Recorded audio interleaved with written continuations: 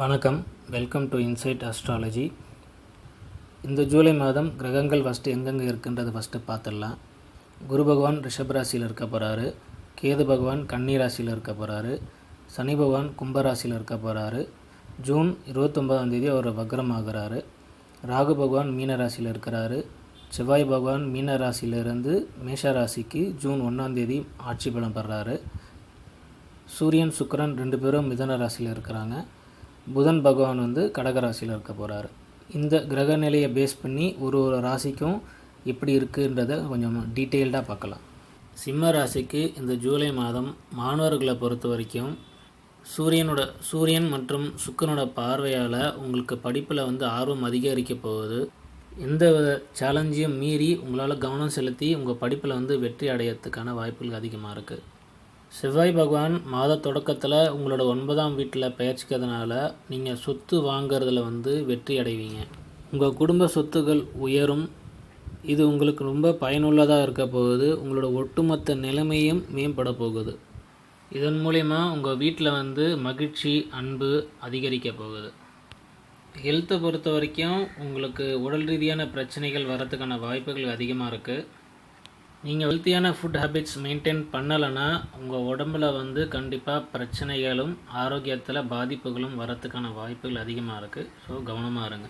குரு பகவான் உங்களோட 10ஆம் வீட்டில் இருக்கிறதுனால உங்களுக்கு நல்ல எக்ஸ்பீரியன்ஸையும் நல்ல நாலேஜையும் உங்களுக்கு கொடுக்க போகிறாரு. உங்கள் தொழிலில் உண்மையான நிலையை புரிஞ்சு கொண்டு அதுக்கேற்ப நீங்கள் முக்கியமான முடிவுகளை எடுப்பீங்க. முக்கியமான வேலையை செய்கிறதுனால உங்கள் பணியிடத்தில் உங்கள் நிலை வலுவடைய போகுது. சூழ்நிலைக்கு ஏற்ப நீங்கள் ஒரு கவனமாக செயல்படுவதன் மூலம் நீங்கள் நல்ல குணத்தை உருவாக்குறதில் வெற்றி அடைய போகிறீங்க. பணியிடத்தில் உங்களோட ஆதிக்கம் நிலைநாட்டப்படும். பிஸ்னஸ் பீப்புளை பொறுத்த வரைக்கும் உங்கள் பிஸ்னஸை நீங்கள் ஆர்வம் அதிகரிக்க போகுது. மற்றும் உங்கள் வேலையில் நீங்கள் ரொம்ப தீவிரமாக இருப்பீங்க. அப்புறம் பெரிய முடிவுகளை எடுப்பீர்கள் இந்த டைம் பீரியடில். ஃபினான்ஷியல் ஸ்டேட்டஸை பொறுத்த வரைக்கும் உங்களுக்கு செலவுகள் அதிகரிக்கும். ஆனால் சூரியன் மற்றும் சுக்கிரன் உங்களோட 11ஆம் வீட்டில் இருக்கிறதுனால உங்கள் வருமானத்தை அதிகரிப்பதில் அவங்க முக்கிய பங்கு வகிப்பாங்க. வாழ்த்துக்கள். இப்போ நம்ம பார்க்குறது ஒரு ஜென்ரல் ப்ரெடிக்ஷன் தான். நீங்கள் கிளியராக ஒன்று புரிஞ்சிக்கணும்.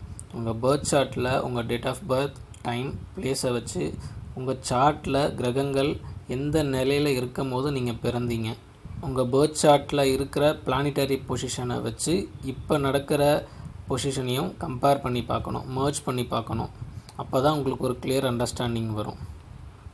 உங்கள் பர்த் சார்ட்டில் யோகா தசை நடக்குதா, பாவ தசை நடக்குதா, இல்லை நியூட்ரலாக இருக்கா, என்ன புத்தி நடக்குது அப்படிங்கிறத வச்சு நம்ம கால்குலேட் பண்ணணும். அதில் நம்ம நெகட்டிவை எப்படி கண்ட்ரோல் பண்ணுறது, பாசிட்டிவை எப்படி நம்ம இன்க்ரீஸ் பண்ணுறது அப்படிங்கிறத ஒரு அண்டர்ஸ்டாண்டிங் வந்தால் தான் உங்களுக்கு இந்த அஸ்ட்ராலஜி ப்ரெடிக்ஷன் உங்களுக்கு கிளியராக இருக்கும். வாழ்த்துக்கள்.